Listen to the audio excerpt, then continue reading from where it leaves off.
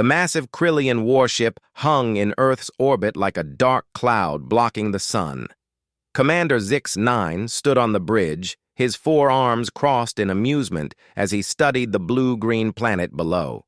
His species had conquered hundreds of worlds across the galaxy, and Earth looked like it would be the easiest yet. "Look at them," Zix-9 said to his second-in-command, Krell. His voice dripped with mockery. "They still use chemical rockets. Their fastest ships can barely reach their own moon. They fight wars with projectile weapons and explosives." He let out a sound that passed for laughter among his kind.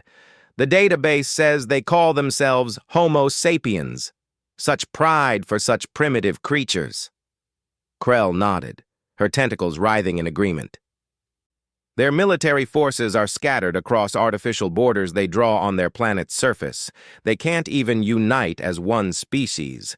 The conquest calculations show we'll have them subdued in 3 of their days." The Krillian fleet consisted of 50 ships, each one capable of turning a city to ash with a single blast. They had arrived at Earth after intercepting human radio signals that had been traveling through space for decades. The signals showed a species barely out of its infancy, still burning fossil fuels and arguing over resources. "Broadcast the message," Zix-9 commanded. Across Earth, every screen, every radio, every communication device suddenly displayed the same thing: a grotesque alien face with 6 eyes and mandibles that clicked as it spoke. The translation software converted the words into every human language simultaneously. "Pitiful humans," Zix-9's message began. "We are the Krillian Empire. We have watched your primitive broadcasts, your pathetic attempts at space travel, your constant squabbling over dirt and water. You are not worthy to keep this planet. In 72 of your hours, you will surrender unconditionally, or we will take your world by force. Your weapons cannot harm us. Your technology is millennia behind ours. Save yourselves the embarrassment of resistance." In New York, London, Moscow, Beijing, and every major city, people stopped in their tracks. Cars pulled over. Conversations died mid-sentence. The whole world held its breath as the alien message continued. "We have conquered species that controlled entire star systems. You haven't even colonized your own moon properly. We have weapons that harness the power of black holes. You still split atoms like children playing with fire. Surrender now, and we will allow some of you to live as servants. Resist, and we will turn your cities to glass and your oceans to steam." The message ended with Zix-9's horrible approximation of human laughter, a sound that sent chills down 7 billion spines. On the Krillian command ship, the aliens watched Earth's reaction with amusement. Human news channels exploded with panic. Some people ran through the streets. Others prayed to their various deities. Stock markets crashed. Governments held emergency sessions. "Look at them scatter like insects," Krell observed. "They don't even have a unified response. Some of their leaders are denying we exist, claiming it's a hoax. Others are already discussing surrender terms." Zix-9 settled into his command throne. "Begin detailed scans of their military installations. Not that it matters, but protocol demands we catalog their defenses before conquest. I want to document this for the Empire's records. Future species should see what happens to primitives who dare occupy valuable planets." The scans revealed exactly what the Krillians expected: nuclear weapons that were powerful by human standards but laughable compared to Krillian technology, aircraft that still needed runways, ships that floated on water instead of hovering above it, soldiers carrying projectile weapons that wouldn't even scratch Krillian armor. "Sir," one of the bridge officers called out, "we're detecting movement at several of their military bases. It appears they're mobilizing their forces." Zix-9 made that terrible laughing sound again. "Let them. It will make better entertainment. Perhaps we should let them fire their primitive weapons at us first, just to show the futility of resistance. Send 3 scout ships to their major cities. Let's give them a demonstration of our power." 3 smaller Krillian vessels broke away from the main fleet and descended through Earth's atmosphere. One headed for New York, another for London, and the third for Tokyo. Each ship was the size of a city block, covered in weapons that hummed with deadly energy. The ship over New York hovered above the Statue of Liberty, its shadow darkening the harbor. Military jets scrambled to intercept, their missiles exploding harmlessly against the Krillian shields. The alien vessel didn't even bother returning fire at first, letting the humans exhaust their ammunition. "Are you watching this, Commander?" The pilot of the New York scout ship reported back. "Their projectiles can't even make our shields flicker. This is almost sad." "Almost," Zix-9 agreed. "Fire a warning shot. Let's see them truly panic." A beam of brilliant purple energy lanced down from the scout ship, carving a perfectly circular hole in the water next to Liberty Island. The water instantly vaporized, creating a massive steam cloud. When it cleared, there was a perfectly smooth crater in the harbor floor, already filling with rushing seawater. Similar demonstrations occurred over London and Tokyo. Ancient buildings that had stood for centuries were reduced to atoms. Mountains were carved like butter. The message was clear. Earth's defenses were useless. But something strange was happening. After the initial panic, after the demonstrations of power, Earth's response changed. The chaos in the streets quieted. The panicked broadcasts shifted tone. Instead of surrender negotiations, military channels buzzed with encrypted communications the Krillians couldn't decode. "Sir," Krell said, her voice puzzled. "The humans' behavior has shifted. They're not acting like a defeated species." Zix-9 waved a dismissive arm. "Death throes, desperate posturing. They know they're doomed, but refuse to accept it. We've seen it before. But on Earth, in bunkers and command centers hidden deep underground, conversations were taking place that the Krillians couldn't monitor. Conversations between people who had spent their entire careers preparing for threats that the public never knew existed. "Activate Project Prometheus," General Morrison said into a secure line from the Pentagon's deepest bunker. "Authorization code Zulu 77. "Prometheus confirmed," came the reply. "All sites report ready status." In Moscow, similar orders were given. In Beijing, protocols that had been gathering dust for decades were suddenly activated. Across the world, doors opened to facilities that didn't officially exist, revealing technologies that had never been publicly acknowledged. The Krillians saw none of this. Their scans showed only the surface military bases, the conventional forces that Earth showed to the world. They didn't detect the installations hidden beneath mountains, the laboratories buried under deserts, the things that humanity had built in secret after recovering and reverse engineering a crashed alien probe 50 years earlier. Zix-9 was still laughing when the first reports came in. "Commander, we're detecting unusual energy signatures from the planet's surface." "Unusual how?" Zix-9 asked, still unconcerned. "Unknown. The signatures don't match any human technology in our database." "Probably some primitive nuclear reactors overloading in panic," Krell suggested. "These creatures can barely contain the atom's power safely." But in hidden silos around the world, weapons powered by technologies humanity wasn't supposed to have were spinning up. In orbit, satellites that looked like communication relays revealed their true purpose. Deep beneath the ocean, submarines that didn't officially exist rose from the abyssal depths. The mockery continued from the Krillian fleet. They broadcast more messages, showing the destruction their scout ships had caused, demanding surrender. They gave interviews to what they assumed were humanity's leaders, not realizing they were talking to decoys while the real leadership coordinated from locations the aliens couldn't imagine. 24 hours until our deadline," Zix-9 announced to his crew. "Begin bringing the rest of the fleet into atmosphere. I want every human to see our ships filling their sky when they surrender." As the massive Krillian warships began their descent, General Morrison watched from his bunker, His face was grim but determined. "They want to see what happens when you mock humanity?" he said to his staff. "They're about to find out why we're the apex predators of this world." Across secure channels, a simple message went out to installations worldwide. "Operation Reaper is authorized. Show them why Earth isn't for the taking." The Krillians were still laughing, still mocking, still absolutely certain of their superiority. They had no idea that humanity had been preparing for this day, that the primitive broadcasts they'd intercepted were camouflage for a species that had learned to hide its true capabilities. They had no idea that they had just made the worst mistake of their empire's existence.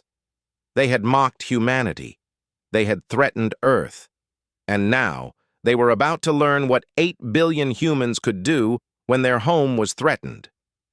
The scout ship over New York reported first. "Commander, I'm detecting massive energy buildups across the planet. The signatures are... That's impossible. These readings suggest technology comparable to our own." Zix-9's laughter finally stopped.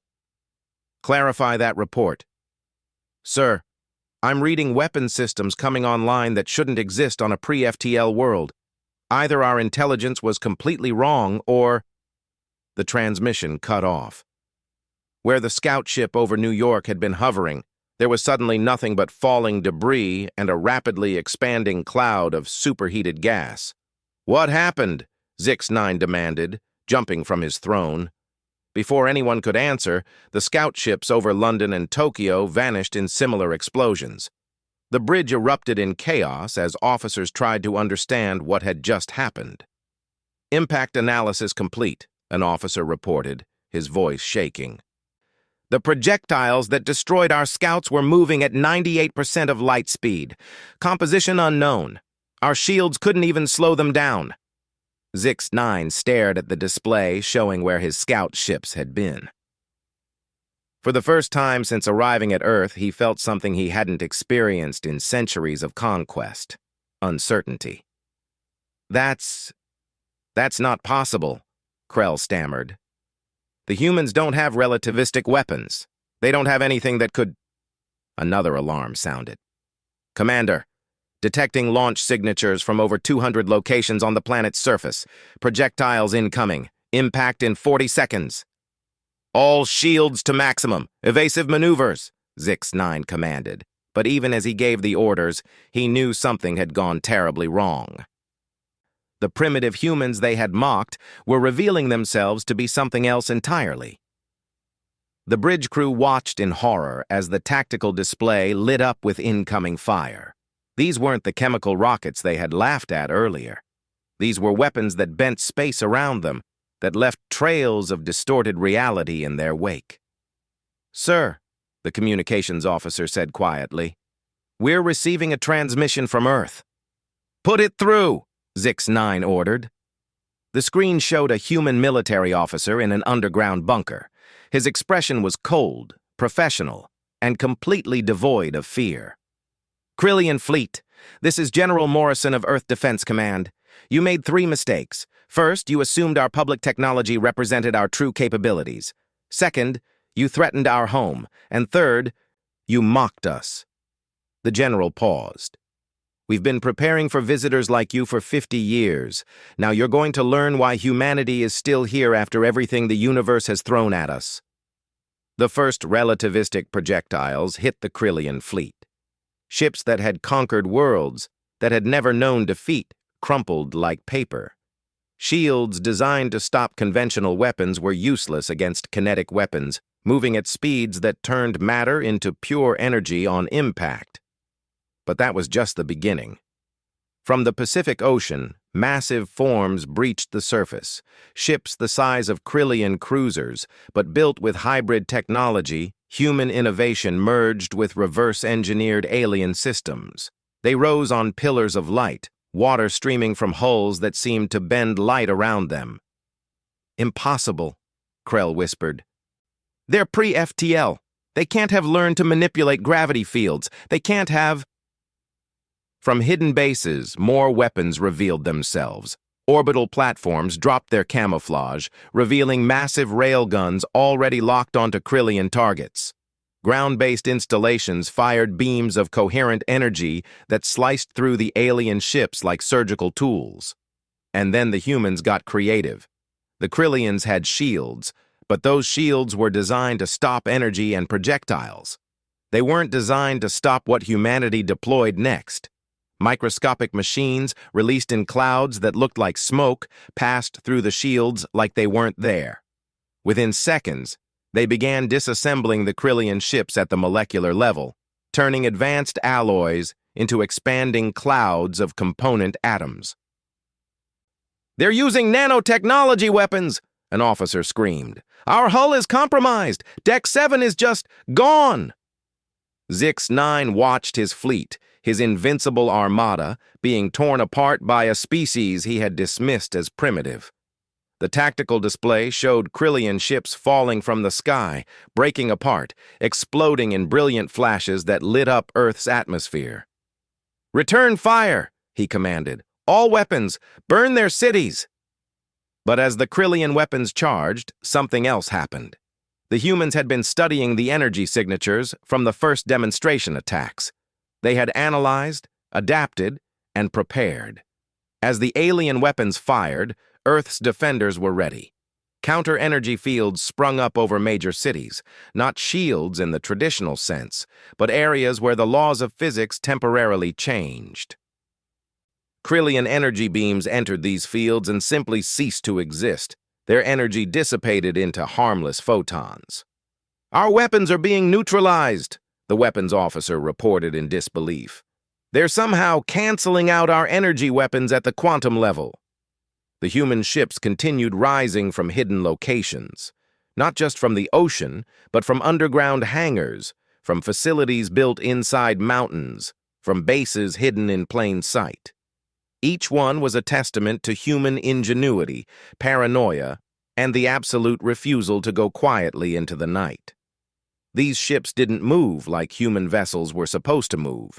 They accelerated at rates that should have crushed their crews, made turns that defied inertia, and fired weapons that the Krillians recognized but couldn't believe humans possessed. "They have inertial dampeners," someone whispered on the bridge. "They have directed energy weapons. They have—" "How do they have our technology?" General Morrison's face appeared on the screen again. 53 years ago, one of your probes crashed in Siberia. You probably wrote it off as lost in space. We found it, we studied it, we learned from it, and then we improved on it." His expression hardened. "Did you really think a species that went from first flight to moon landing in 66 years would just stop advancing? We knew you were out there. We prepared. And when you showed up talking about turning our cities to glass, you activated protocols we hoped we'd never have to use." A new alarm sounded on the Krillian bridge. "Sir, detecting massive gravitational anomaly forming near our position." "What kind of anomaly?" Zix-9 demanded. "It appears to be— Sir, the humans are creating an artificial singularity." The space near the Krillian command ship began to warp. Reality twisted as humanity deployed its most terrible weapon, a device that created a temporary black hole, not large enough to threaten Earth, but perfectly sized to swallow enemy ships. "Full power to engines!" Zix-9 screamed. "Get us away from that thing!" But it was too late. The singularity's gravity well had them. Other Krillian ships nearby suffered the same fate, stretched and compressed as they fell toward the point where space and time ceased to make sense. In his final moments, as his ship was torn apart by forces that even Krillian technology couldn't withstand, Zix-9 understood. The humans hadn't been primitive. They had been hiding. They had been waiting. And when threatened, they had shown why they were the dominant species on their world. The mocking broadcasts, the demonstrations of power, the casual dismissal of human capability. It had all been answered. Not with panic and surrender, but with calculated, devastating force that spoke to a simple truth. Humanity didn't conquer the galaxy not because they couldn't, but because they chose not to. They chose to hide their true strength, to appear weaker than they were, to avoid attracting attention. But when forced, when their home was threatened, they revealed the terrifying truth that the Krillians learned too late. Humans were not prey. They were predators who had learned to hide their teeth. And now, those teeth were bared, and the Krillian Empire was learning the price of their mockery. Captain Sarah Chen stood on the bridge of the UES Vengeance, one of humanity's secret warships that had just emerged from its hidden base beneath the Mariana Trench. Around her, crew members worked with deadly efficiency, their movements precise and practiced. They had trained for this moment for years, running simulation after simulation. Now it was real. "Target lock on 3 Krillian cruisers," her weapons officer reported. "Particle cannons charged and ready." "Fire," Chen ordered calmly. Beams of accelerated particles shot from the Vengeance, crossing the distance to the alien ships in seconds. The Krillian vessels, still reeling from the shock of Earth's true capabilities, tried to evade. 2 succeeded. 1 didn't. Its hull punctured in a dozen places before secondary explosions tore it apart. Across Earth's skies, similar scenes played out. Human ships, each one unique, each one incorporating different aspects of the recovered alien technology mixed with human innovation, engaged the Krillian fleet. The invaders, who had come expecting an easy conquest, found themselves in a fight for survival. In Moscow, President Volkov watched the battle from the Kremlin's war room, his generals around him. "Deploy the Prometheus array," he ordered. "Let's show these aliens what human cooperation looks like." The Prometheus array wasn't a single weapon, but a network of installations across Russia, China, Europe, and North America. Built in secret cooperation between nations that publicly feuded, it represented humanity at its best, united against a common threat. As the array powered up, the very air seemed to crackle with energy. "Array synchronization at 98%, a technician reported. "Target acquisition complete. We have lock on 17 Krillian vessels." "Fire when ready," Volkov said. The array fired not projectiles or energy beams, but something far more devastating. Concentrated gravitational pulses that propagated through space-time itself, ignoring shields, armor, and distance. When they reached their targets, Krillian ships simply crumpled, compressed by forces that turned kilometer-long warships into balls of twisted metal no bigger than houses. On the Krillian flagship, one of the few vessels still intact, Admiral Krex had taken command after Zix-9's ship was destroyed. Unlike his predecessor, Krex was old enough to remember the Empire's early days, when victory wasn't assured, when they had faced real opposition.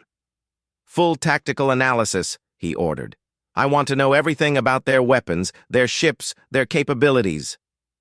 "Sir," his intelligence officer replied, "preliminary analysis suggests the humans have had access to advanced technology for at least 5 decades.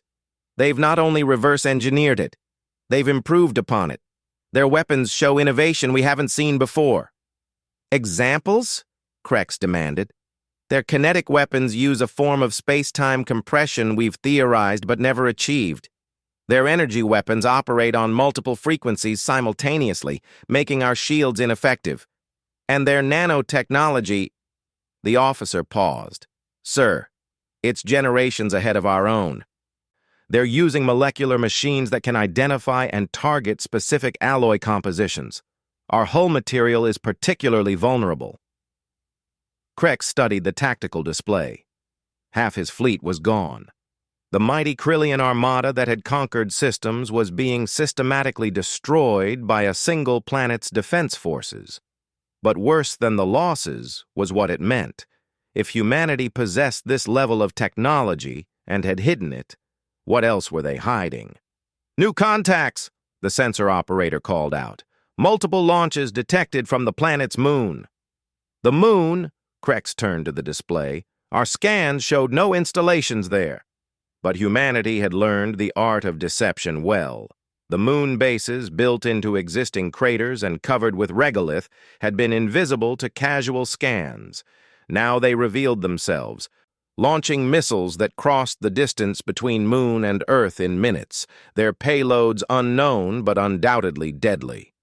Back on Earth, in a bunker beneath Geneva, representatives from every major nation sat around a table that hadn't been used in 30 years. The Global Defense Council, a secret organization that officially didn't exist, was humanity's answer to the question, what if they come for us? Phase 1 is exceeding expectations, the British representative said. Krillian losses at 60% and climbing. Initiate Phase 2, the American general said.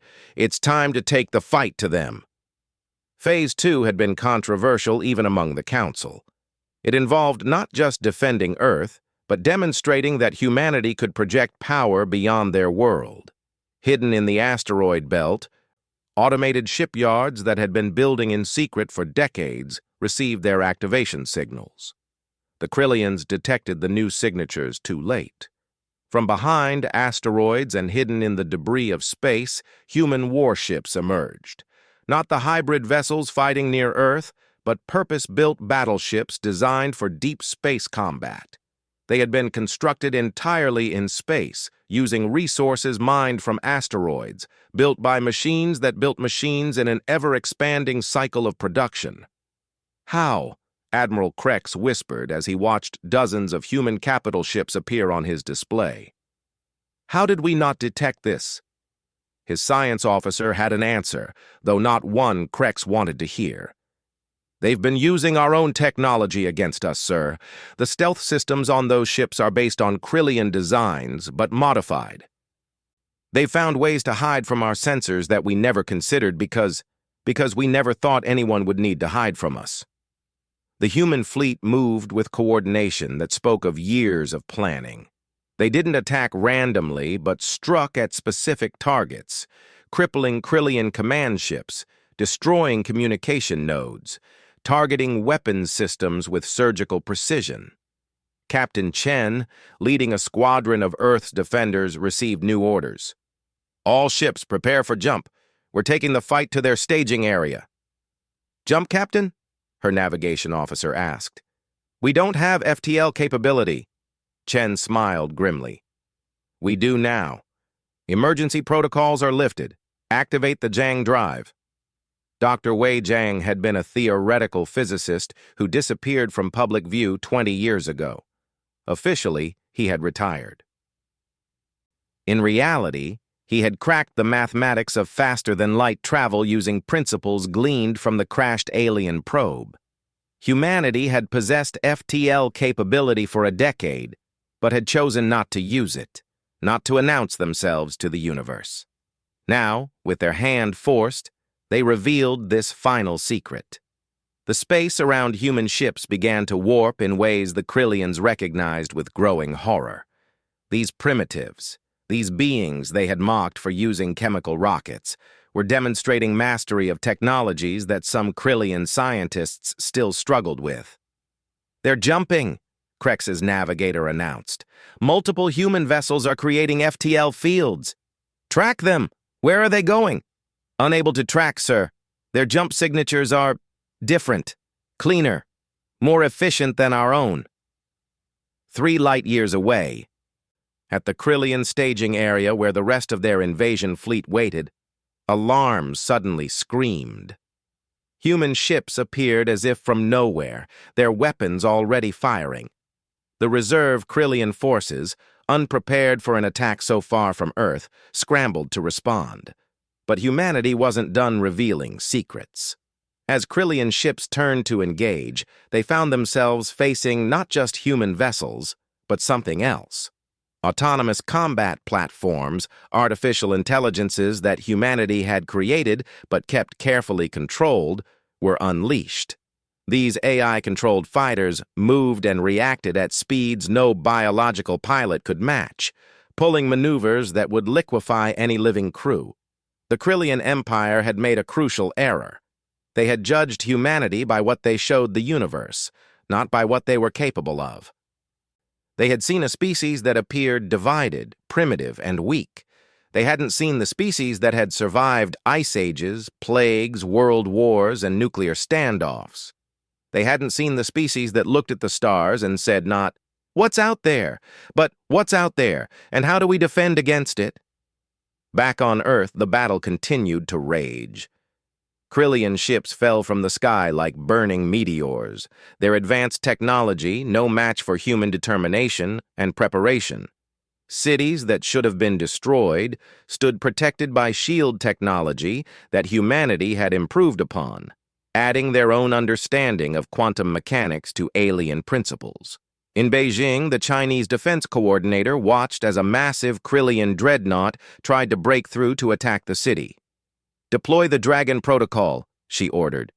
From hidden silos around China, missiles rose not carrying warheads, but something far more insidious. Biological weapons were forbidden by human convention, but these weren't traditional bioweapons.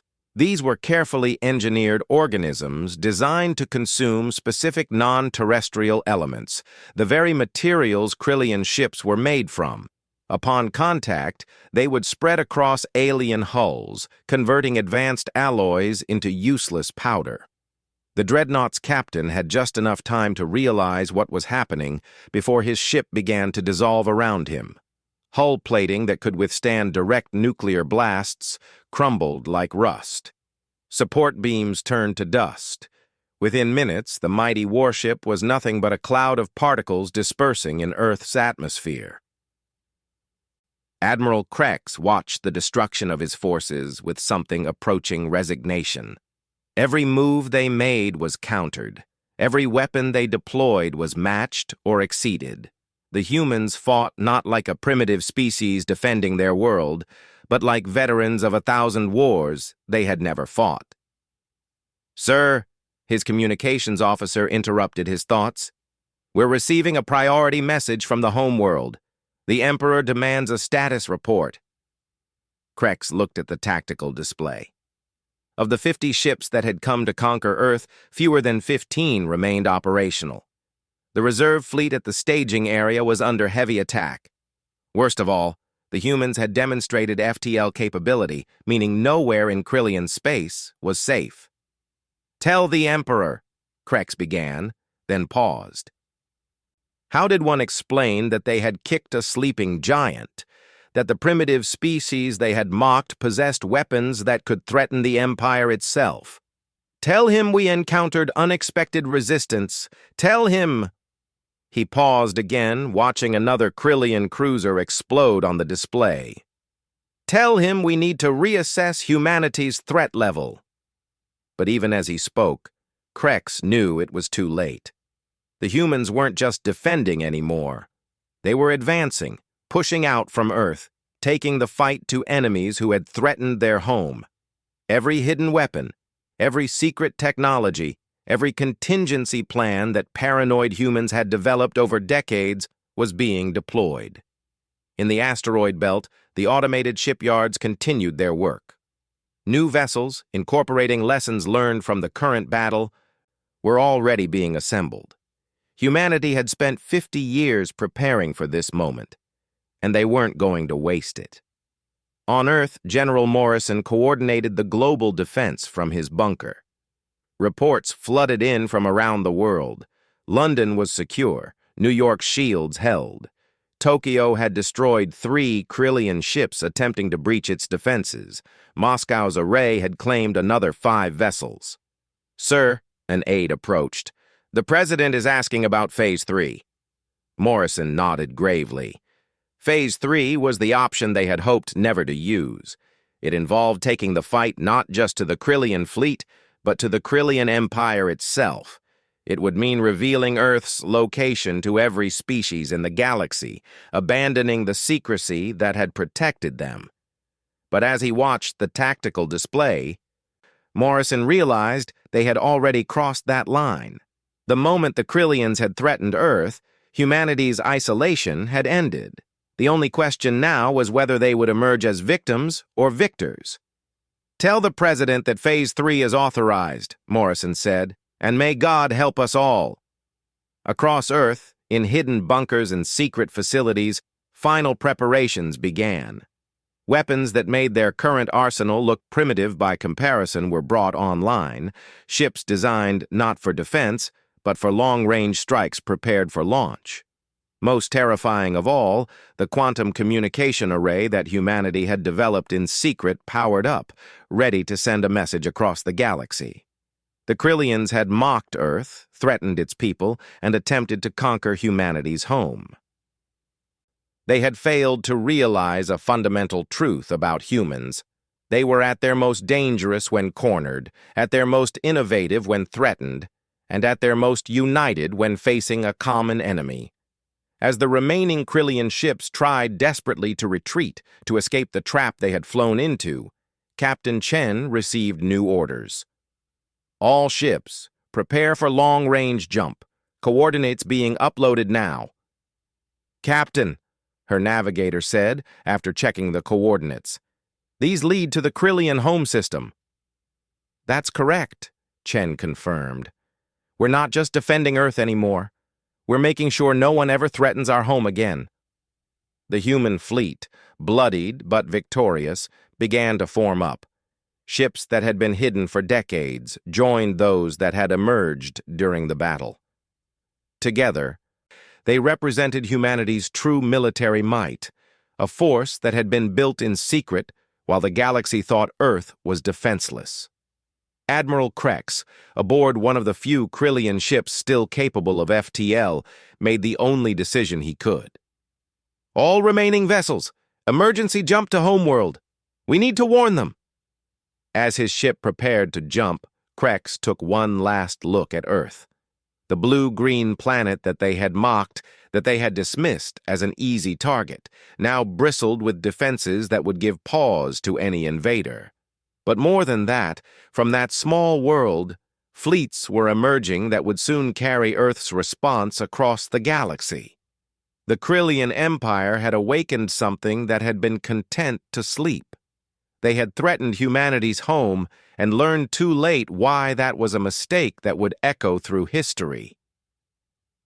The primitive humans they had mocked were revealing themselves to be something far more dangerous, a species that had looked at the hostile universe and decided to be ready for anything it might throw at them. And now, they were ready to throw something back. The Krillian homeworld had not seen war in over 1,000 years. As the center of an empire that spanned hundreds of systems, it was protected by layers of defenses, fleets of warships, and the simple fact that no species had ever dared attack it. That changed on what the Krillians would later call the Day of Reckoning. Admiral Krex's warning had arrived barely an hour before the humans. His panicked message about Earth's true capabilities had been met with disbelief by the High Council. Primitives with FTL?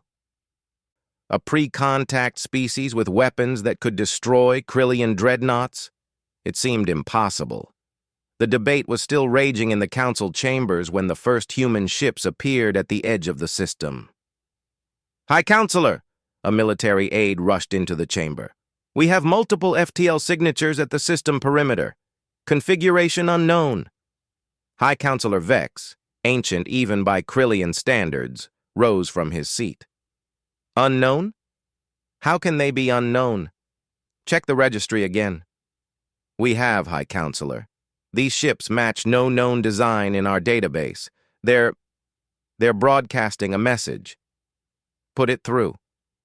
The holographic display in the council chamber flickered to life, showing a human face.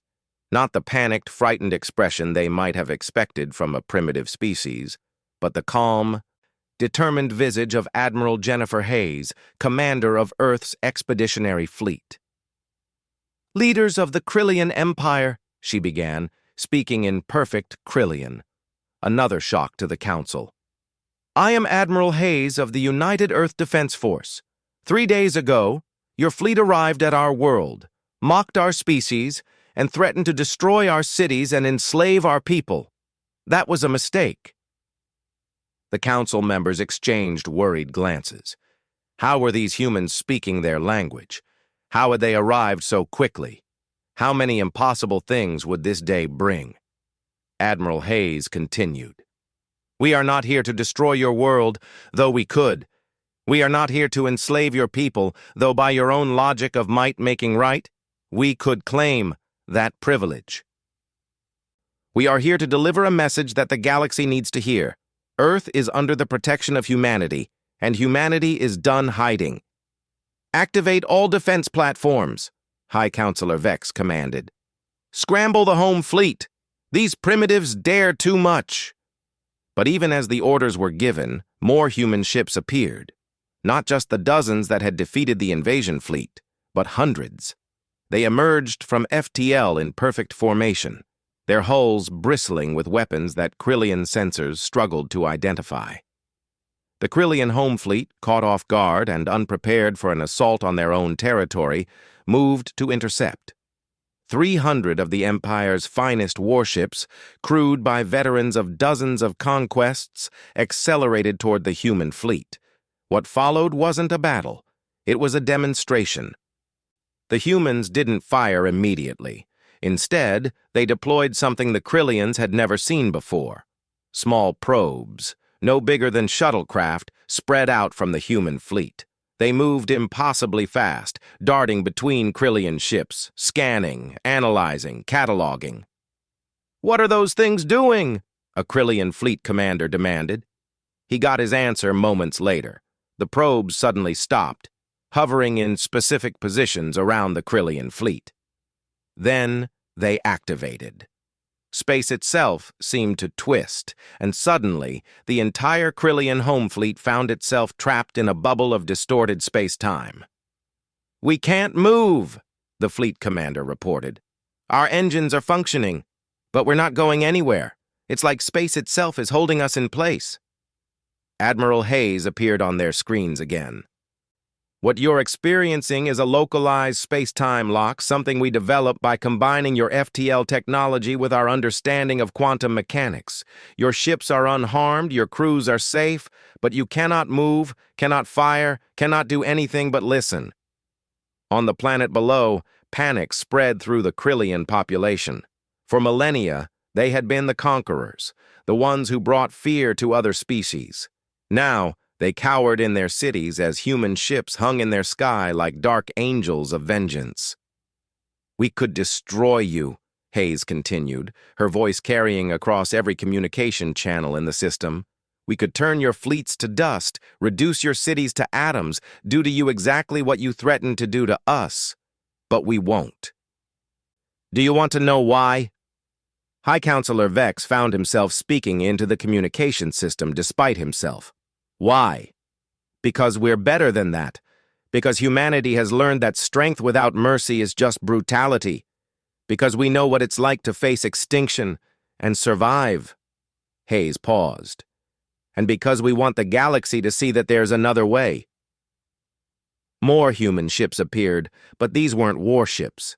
They were massive vessels that the Krillians didn't recognize until their sensors revealed the truth. Hospital ships, supply vessels, construction craft. "We're going to make you an offer," Hayes said. "One chance. Surrender unconditionally.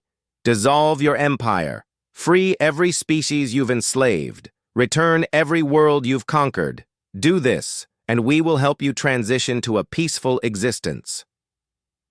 We will share technology, medicine, knowledge.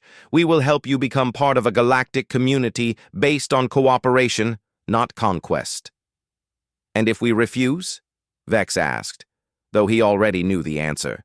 "Then we demonstrate why humanity survived every challenge our world threw at us, why we went from cave dwellers to space travelers in the blink of a cosmic eye, why mocking us and threatening our home was the last mistake your empire will ever make." To emphasize the point, one human ship fired a single shot, a beam of energy that passed harmlessly through the Krillian homeworld's atmosphere, but struck a dead moon in the system's outer reaches. The moon didn't explode. It simply ceased to exist, converted entirely to energy in a flash that lit up the system. "You destroyed our scout ships with kinetic weapons," Hayes explained calmly. "You saw our nanotech, our energy weapons, our defensive systems. But you haven't seen what we developed when we asked ourselves a simple question. What if we need to stop something absolutely, permanently, with no chance of survival? That moon was roughly the size of your homeworld. Consider carefully. The High Council chamber erupted in arguments. Some councilors demanded they fight to the last. Others pointed out the obvious. They were outmatched by a species they had considered primitive just days ago. The debate raged for hours while human ships waited patiently, their weapons powered but unfired. Finally, High Councilor Vex made the only decision that could save his species. We surrender. The words had never been spoken by a Krillian leader before. They tasted like ashes in his mouth, but the alternative was extinction. A wise choice, Admiral Hayes responded. Now, let's discuss terms. What followed were the most humiliating negotiations in Krillian history. Every conquered world would be freed. Every enslaved species would be released. The Krillian military would be reduced to a defensive force only. Human observers would be stationed throughout former Krillian space to ensure compliance. But the humans kept their word. As Krillian forces withdrew from conquered worlds, human ships arrived with aid. Medical technology that could cure diseases that had plagued species for centuries, agricultural advances that could feed billions, energy systems that could power civilizations without destroying planets. The galaxy watched in amazement as humanity revealed itself, not as conquerors, though they had proven they could conquer, not as destroyers, though they had shown they could destroy, but as a species that had looked into the darkness of space and chosen to be a light. Within months, former Krillian slave worlds were thriving under their newfound freedom. Species that had been enemies under Krillian rule found common ground with human mediators. Trade routes that had carried tribute to the Empire now carried goods and knowledge between equal partners. Captain Chen, now promoted to Admiral, stood on the observation deck of Earth's first permanent space station in former Krillian space. Below, a world that had been strip-mined by the Empire was slowly being restored using human terraforming technology. "Did we do the right thing?" her aide asked. "We could have destroyed them. Some say we should have." Chen shook her head. "Anyone can destroy. It takes strength to build. We showed the galaxy that humanity isn't just dangerous when threatened. We're capable of mercy, of building something better. That's the message that matters." Back on Earth, the secret was fully out. Humanity's hidden cities revealed themselves. Technologies that had been classified beyond top secret were released for civilian use. Within a year, Earth went from apparently primitive to one of the most advanced worlds in known space. The psychological impact on the galaxy was profound. Species that had hidden from the Krillians emerged. Civilizations that had accepted conquest as inevitable began to resist. The example of Earth, a single world that had defeated an empire, inspired countless others. But perhaps the most surprising development came from the Krillians themselves. Stripped of their empire, forced to coexist as equals, they discovered something they had lost in their centuries of conquest. They found purpose in creation rather than destruction, satisfaction in cooperation rather than domination. Admiral Krex, who had survived the battle at Earth, became an unlikely ambassador. He traveled between worlds, telling the story of humanity's hidden strength and mercy. "They could have ended us," he would say. "Instead, they ended what we were and helped us become something better." The galactic community that emerged was not perfect. There were conflicts, disagreements, species that couldn't forgive the Krillians for past atrocities. But with humanity as mediators, as examples of what was possible, slowly a new order emerged. Earth became a symbol, but not of conquest. It became known as the world that had hidden its strength until needed, that had shown mercy to enemies, that had chosen to build rather than destroy. The blue-green planet that the Krillians had mocked became a pilgrimage site for species seeking wisdom, seeking to understand how humans had accomplished the impossible. In the histories written about this time, scholars would puzzle over humanity's unique approach. Why had they hidden their capabilities? Why had they shown mercy to those who had shown them none? The answer, when it came, was simple and profound. Humans had learned from their own history. They had seen what happened when technology outpaced wisdom, when power was used without restraint. They had nearly destroyed themselves multiple times and survived only by learning to temper strength with compassion, to choose cooperation over domination. When the Krillians arrived, mocking and threatening, they had triggered not humanity's darkest impulses, but their highest aspirations. The species that had hidden in the darkness of space chose to become a beacon of light, showing the galaxy that there was another way. General Morrison, now retired, gave a speech at the dedication of the Galactic Peace Memorial on the 10th anniversary of the Krillian War. "We were mocked for being primitive," he said. "We were threatened with extinction. We could have responded with hatred, with vengeance that would have echoed through the ages. Instead, we chose to show the galaxy what humanity could be at its best. We chose to prove that evolution isn't just about developing bigger weapons or faster ships. It's about evolving beyond the need to use them." The memorial itself was a testament to this philosophy. Built jointly by humans and Krillians, it orbited Earth as a reminder, not of human victory, but of the moment when a species chose mercy over vengeance, when the mocked became the merciful.